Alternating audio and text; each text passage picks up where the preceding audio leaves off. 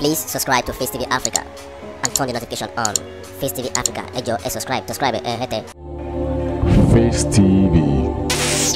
Muswobi. Ẹ káàbọ̀ ẹ kú ilé gbogbo bí ó bá ṣe gbà bó bá ṣe wá náà ni màá ṣe kí wa ẹ̀yin èèyàn wa nílé mo kí yín kú àsìkò yìí níbi gbogbo tẹ́ wà lágbàáyé. Ẹ jẹ́ kí n kọ́kọ́ fi ọpẹ́ kí n fi wọlé sórí ètò tòní wípé lọ́wọ́ Adẹ́dàá lọ́wọ́ Olódùmarè tó dá èmi àti yín sí kò jẹ́ kán máa fi wá pàtàn nírú àkókò báyìí wípé àṣìjọjọ wà lánàá ni o bẹ́ẹ̀ àti ẹ̀ sọ̀rọ̀ lánàá ọjọ́ jòkó lánàá ni tiwa ò rí bẹ́ẹ̀ ọpẹ́ ni fún Èdùmàrè bẹ́ẹ̀ ni kò jẹ́ kí àárín ìpàdé àkóbá kò jẹ́ ká kóbá ọ̀rìn ìpàdé wa kò jẹ́ ká ti wà lọ́gbà ẹ̀wọ̀n ká máa jẹ́jọ́ ń tá a mọ̀ ọ̀rọ̀ tá a mọ̀ nípa ọpẹ́ ni fún Elédùmarè fún ọba tó ṣe wá lóore tó pa wá mọ́ kúrò lọ́wọ́ ewu tó sì dá wa sí títí di àsìkò yìí ọlọ́lá jùlọ ọba òkè agbóṣùbà fún ọ ẹ ṣé fún ìdásí ẹ̀mí wa. Orúkọ mi kò yí padà Ṣeun Jacob olùkọ́ bàbá ọlọ́run oníṣọmọ èèyàn kọ́ èmi náà ni ọ̀hún nífẹ̀ẹ́ lómi ìṣe mi láéláé èmi ni màá máa jẹ́ èmi lọ ṣe wọn pé oríkì ọlọ́run gangan ni èmi tí ń jẹ́ èmi ni lẹ́yìn ọlọ́run èmi fún ara mi ló tún kù. Ohun tí mo mú wá fún yín lórí ètò tòní kò ju ohun tó ń ṣẹlẹ̀ ní apá ìlà oòrùn lọ́hùn ní ilẹ̀ Ìgbò pàtàkì jùlọ ní ìpínlẹ̀ Anambra ọ̀rọ̀ tí mínísítà ètò ìdájọ́ àti agbẹjọ́rò àgbà fórílẹ̀-èdè Nàìjíríà yìí tó ìyẹn ọ̀gbẹ́ni Abubakar Malami tó sọ lánàá wípé ó ṣeé ṣe kí ìjọba tí ààrẹ Muhammadu Buhari ń darí rẹ̀ lọ́wọ́ yìí kí wọ́n kéde ìpínlẹ̀ náà pé kí ìṣèjọba rẹ̀ wà ní ọ́ndà ìdarí ìṣèjọba tipátipá àbí kí n sọ pé ìṣèjọba pákànleke yá ìṣèjọba pákànleke ìyẹn ní emergency rule. Àsìkò ìgbà tí bàbá yìí ti sọ báyìí tí àgbà amòfin yìí ti sọ ó ní àwọn awuyewuye kan ti ń wáyé àwọn ọ̀rọ̀ kan ti ń jẹ jáde àwọn àgbà amòfin ti ń sọ̀rọ̀ àwọn ẹgbẹ́ lóríṣiríṣi wọ́n ti ń sọ̀rọ̀ bí wọ́n àwọn ẹgbẹ́ Afẹ́nifẹ́re wọ́n ti sọ̀rọ̀ àwọn àgbà amòfin bíi Femi Falana bàbá yìí ti sọ̀rọ̀ àwọn gómìnà ìpínlẹ̀ náà Willie Obiano òun náà ti sọ̀rọ̀ wọ́n ti jẹ́ kó yé wa oríṣiríṣi ọ̀rọ̀ ló ti jẹ jáde àwọn ọ̀rọ̀ náà sì ni mo fẹ́ mú wá mo fẹ́ fi tó wa létí kí ló ń ṣẹlẹ̀ gan bóyá kí n ti bẹ̀yẹ bẹ̀rẹ̀ kí ni tó ṣẹlẹ̀ gan kí ni tó fà á tó fi dàbí pé agbẹjọ́rò àgbà yìí ó perú èdè báyìí tó sọ pé ó ṣeé ṣe kíjọba Buhari gbé ìṣèjọba pákànleke kalẹ̀ ní ìpínlẹ̀ náà ìyẹn emergency rule kí ló ṣẹlẹ̀ gan ni wípé gẹ́gẹ́ bí a ti mọ̀ wípé ètò ìdìbò ìyànsípò gómìnà míì nípínlẹ̀ náà ìyẹn ìpínlẹ̀ Anambra ó ti ń súnmọ́lé oṣù kọkànlá yìí ló yẹ kó wálé ṣùgbọ́n ẹ mọ̀ wípé àwọn ẹgbẹ́ ọmọ Ìgbò tí àjìjàǹgbara tí wọ́n ń jà fún ìdásílẹ̀ orílẹ̀-èdè Biafra tá a mọ̀ sí IPOB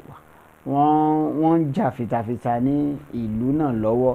tí wọ́n sì ti lérí wípé kò ní sí ìdìbò kankan ní ìpínlẹ̀ àwọn kódà àwọn tó ń sọ ní ẹkùn wọn kódà àwọn tó ń sọ débi pé wọ́n tiẹ̀ ṣe débi pé gbogbo ọjọ́ ajé Monday báyìí ni wọ́n ti pàṣẹ wọ́n ti fi àṣẹ lélẹ̀ nílùú náà wípé jòkó sílé má jáde sit at home order òfin jòkó sílé má jáde tí wọ́n sì ń ṣe lọ́wọ́ báyìí, ó ní ìjọba àpapọ̀ wò wípé ihun tí wọ́n ń pè ní èdè òyìnbó ní public disorder ó ti ń wáyé ńbẹ̀, ìyẹn ìdàrúdàpọ̀, hílàhílo, àìsí ìfọ̀kànbalẹ̀ wípé ó ti ń ṣẹlẹ̀ ńbẹ̀. Òun ló jẹ́ kí ìjọba wò pé ihun táwọn lè fi ṣe, ọ̀nà táwọn lè gbé gbà, ohun táwọn lè lò láti jẹ́ kí ètò ìdìbò tó ń bọ̀ yìí wáyé, òun náà ni pé káwọn kéde emergency ruling ní ibẹ̀, which is tí a pè ní ìṣèjọba pákàleke níbẹ̀. Bí agbẹjọ́rò ṣe wá sọ, òun ni ọ̀jọ̀gbọ́n tó náà jẹ́ àgbà amòfin lórílẹ̀‐èdè yìí, bàbá wa Femi Falana, làwọn ti sáré jáde, làwọn ti sọ wípé ọ̀gbẹ́ni Malami, Buhari ò lẹ́tọ̀ọ́, òfin ò sì gbà láàyè, bẹ́ẹ̀ náà ni kò ní agbára láti sọ wípé láti yọ gómìnà tí wọ́n dìbò yàn nípò. Bàbá yìí jẹ́ kó yé wa wípé ohun tí Buhari lè ṣe òun ni láti kéde ìṣèjọba pákàleke, emergency ruling. Ó ní kó kàn lè kéde, tó bá dẹ̀ kéde ẹ̀, ìyẹn ni wípé láti kàn fi mú àlàáfíà kó jọba nílùú náà ni, kì í ṣe pé bóyá láti gba gbogbo àkóso ìjọba náà lọ́wọ́ gómìnà ọ̀hún, tàbí láti da gbogbo ètò ìṣèjọba àwarawa tí à ń pè ní democracy pé kì í ṣe pé láti gba gbogbo ìjọba lọ́wọ́ gómìnà tó wà ńbẹ̀ láti gbé fólógun ni ó ní rárá, ó ní kò lè yọ. Bàbá yìí sì jẹ́ kó yé wa wípé tí yóò bá ṣe bẹ́ẹ̀ gan, ó ní láti gba ọ̀dọ̀ ilé ìgbìmọ̀ aṣòfin méjèèjì kó tó di pé ó máa ṣe. Bàbá yìí wá ṣe àpèjúwe wípé ó wá sọ wípé láti ọdún 2015 òun ni Buhari, ààrẹ Muhammadu Buhari, ìyẹn ààrẹ wa, ẹ má bínú pé mo pè yín lórúkọ, ẹ jọ̀ọ́, gẹ́gẹ́ bí òfin tí a rí gbà, orí ọ̀fẹ́ tá a rí gbà lábẹ́ ìmọ̀ literature, wọ́n máa ń gbà wá láàyè láti ṣerú ẹ̀. Ní bàbá yìí jẹ́ kó yé wa pé àtọdún 2015 ni bàbá yìí ti ń lo ìlànà emergency ruling ní àwọn ìpínlẹ̀ bíi Borno, Gombe, Katsina, Zamfara, Niger àti bẹ́ẹ̀ bẹ́ẹ̀ lọ. Àwọn ìpínlẹ̀ tá a mọ̀ wípé àwọn jàǹdùkú afẹ̀míṣòfò, àwọn jàǹdùkú mùjẹ̀mùjẹ̀ apààyàn lórílẹ̀‐èdè yìí, àwọn bí ìpínlẹ̀ bíi Kaduna tí wọ́n fìdí rinlẹ̀ sí jù, wípé bàbá yìí ti ń fi emergency ruling ó ti ń lò níbẹ̀, ṣùgbọ́n láì gbé gba ọ̀nà tó tọ́, wípé nítorí pé wọ́n kó àwọn ọmọ ogun dà sí àwọn ìpínlẹ̀ yìí láti lọ pẹ̀tù gbogbo ìrúkèrúdò tó ń ṣẹlẹ̀ ńbẹ̀, láti lọ pẹ̀tù sí, wípé lọ sí àwọn ìpínlẹ̀ yìí, wípé wọn ò sì kéde wọn gẹ́gẹ́ bíi pé àwọn ìpínlẹ̀ tó yẹ pé ó jẹ́ emergency ruling. So bàbá yìí sọ bẹ́ẹ̀, ó wá sọ pé tí ó bá máa ṣe bẹ́ẹ̀ ní ti àwọn ti ìpínlẹ̀ Anambra yìí, ó ní ohun tó ṣeé ṣe ni láti kó àwọn ọmọ ogun náà lọ síbẹ̀, tí ì ṣe pé bóyá wọ́n á kéde èyí tí wọ́n ò fẹ́ gba gbogbo àṣẹ àti agbára lọ́wọ́ gómìnà. Bí bàbá náà ṣe ti sọ̀rọ̀ náà ni àwọn ẹgbẹ́ Afẹ́nifẹ́re, ẹni tó ti jẹ́ agbẹnusọ wọn náà, àwọn náà ti Jàre Àjàyí, òun náà sọ wípé tí àwọn ààrẹ Muhammadu fẹ́ ṣe, tí ìjọba wọn fẹ́ ṣe ń sìn, ó ní self indictment, ó ní n tó pè é nìyẹn. Ó sọ wípé kíní yẹn ó ní pé kò tọ̀nà rárá, ó ní pé àtọwọ́dá nǹkan owó ara wọn kan ni wọ́n fẹ́ ṣe. Bẹ́ẹ̀ náà ni gómìnà yìí Willie Obiano tó wà lórí ipò yìí lọ́wọ́lọ́wọ́, ó sọ, ó ní pé òun ti lọ rí ààrẹ Muhammadu Buhari lórí ọ̀rọ̀ yìí. Ó ní wípé òun sì ti bá ààrẹ sọ̀rọ̀, ó wá sọ, ó ní pé ọ̀rọ̀ tó jáde lẹ́nu àgbà amòfin agbẹjọ́rò orílẹ̀-èdè yìí àti mínísítà ètò ìdájọ́, ó ní ẹ̀yẹn Abubakar Malami, ó ní ọ̀rọ̀ náà ó lọ́rọ̀ tó bani nínú jẹ́ ni, ó lọ́rọ̀ tó bani nínú jẹ́ ni. Ó ní pé tí kì í bá ṣe bẹ́ẹ̀ ni, ó ní kí ló ti ṣẹlẹ̀ ní ẹkùn ọ̀dọ̀ àwọn ní ilẹ̀ Ìgbò tí Malami ti ń sọ wípé àwọn ó lo òfin ìṣèjọba pákànleke lọ́dọ̀ àwọn nípínlẹ̀ òun. Ó ní wípé ṣé ìṣekúpani ìfẹ̀míṣòfò tó ń wáyé ní ìpínlẹ̀ òun Anambra, ó ní pé ṣé wọ́n lè fi ṣàkàwé ẹ̀ sí ti àwọn ti ìpínlẹ̀ Kaduna, Katsina, Zamfara, Niger tó ṣe pé ojoojúmọ́ báyìí náà ń fẹ̀mí àwọn èèyàn ṣòfò. Ó ní pé ṣé irú òfin yẹn, ó ní ṣé wọ́n ṣe ń bẹ̀. Bàbá yìí ó ti wá sọ pé ọ̀rọ̀ àlùfàǹsàsí, ọ̀rọ̀ ìdójútini,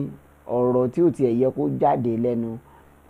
mínísítà ètò ìdájọ́ náà ló jáde. Bẹ́ẹ̀ náà ni a tún rí àwọn èèyàn lóríṣiríṣi ẹgbẹ́ PDP ti sọ̀rọ̀ lórí ọ̀rọ̀ yìí tí wọ́n sọ wípé ọ̀rọ̀ tó jáde lẹ́nu mínísítà yìí, wọ́n ní pé kì í ṣe ọ̀rọ̀ tó yẹ kó jáde pátápátá. Àmọ́ ohun tó dájú ni pé Falana àgbà amòfin náà ti sọ wípé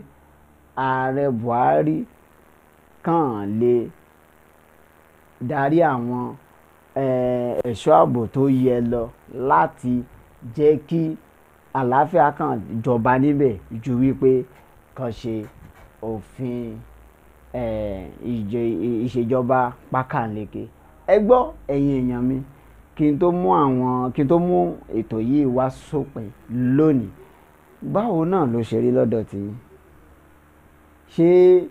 òfin kónílé-ó-gbélé, ṣé òun ló òfin ìṣèjọba pákànleke emergency rule, ṣé òun ló yẹ ìpínlẹ̀ Anambra báyìí? Òun ní ìbéèrè tí mo fẹ́ béèrè lọ́wọ́ yín. Ṣùgbọ́n màá rán yín létí wípé àwọn kan ti ṣèjọba rí nígbà ayé ìṣèjọba ààrẹ Olúṣẹ́gun Ọbásanjọ́, bàbá olóyè náà. Bàbá yìí lo òfin ìṣèjọba kónílé-ó-gbélé nípínlẹ̀ Èkìtì. Òfin yìí sì náà fi yọ gómìnà ìpínlẹ̀ náà nígbà náà, ìyẹn ọlọ́lá jùlọ Peter Ayọ̀délé Fáyọ̀ṣe nípò láyé ìgbà náà. Ṣùgbọ́n ní láyé ìṣèjọba ààrẹ àná, ìyẹn Umaru Yar'Adua, wọn kò lo òfin yìí, bẹ́ẹ̀ ni láyé ìṣèjọba ọ̀jọ̀gbọ́n Goodluck Jonathan, òfin yìí náà wọ́n lò ní ìpínlẹ̀ Borno, ní ìgbà náà. So èyí tí mò ń gbìyànjú láti jẹ́ kó yé wa báyìí ni wípé tó ààrẹ Muhammadu Buhari ló tún fẹ́ lo òfin náà báyìí, ṣùgbọ́n ọ̀jọ̀gbọ́n Femi Falana ń jẹ́ kó yé wa wípé ọ̀jọ̀gbọ́n Femi Falana àgbà agbẹjọ́rò náà ń jẹ́ kó yé wa wípé tí ààrẹ bá tiẹ̀ máa lò ó ló yẹ kí wọ́n gba ọ̀nà tó yẹ kí wọ́n fi kéde ẹ̀, wípé kì í ṣe pé èyí tí wọ́n wà á sọ pé àwọn fẹ́ gbà láti gba gbogbo àṣẹ àtijọba tí ó lè mú kí wọ́n da ètò ìṣèjọba àwarawa rú nípínlẹ̀ náà. Ó ní kò yẹ kí ìyẹn wáyé nítorí pé òfin ò fààyè gba ààrẹ orílẹ̀-èdè yìí láti yọ gómìnà tí wọ́n dìbò yàn ní ìṣèjọba democracy láti yọ nípò bó ṣe wù wọ́n. Ètò yìí ibi ni màá máa fi ètò yìí tí màá máa dá dúró sí, ibi ni màá fòpin sí ètò yìí sí lónìí. Orúkọ mi kò yí padà,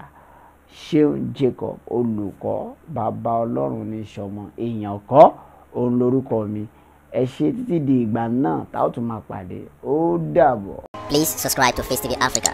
and turn the notification on. Face TV Africa, ẹ jọ̀ọ́ ẹ subscribe hete. Face TV was Swoby.